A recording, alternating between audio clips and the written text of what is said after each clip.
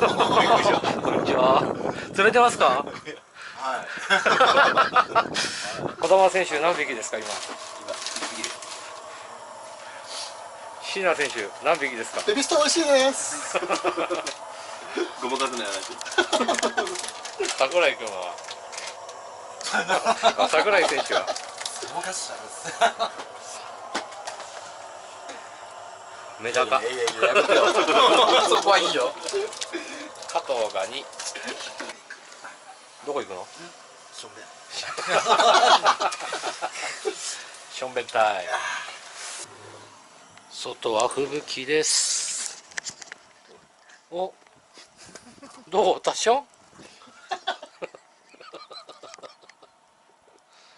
吹雪いてます。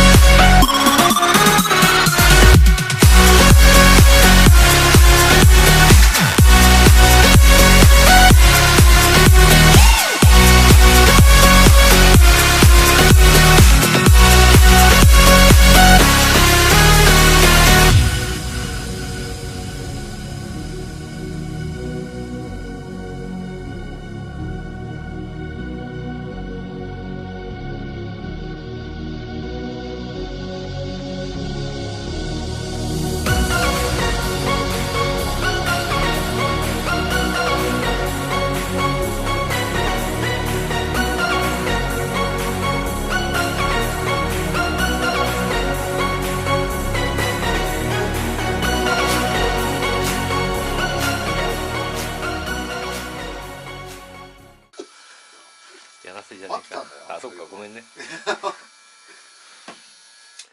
え？カット？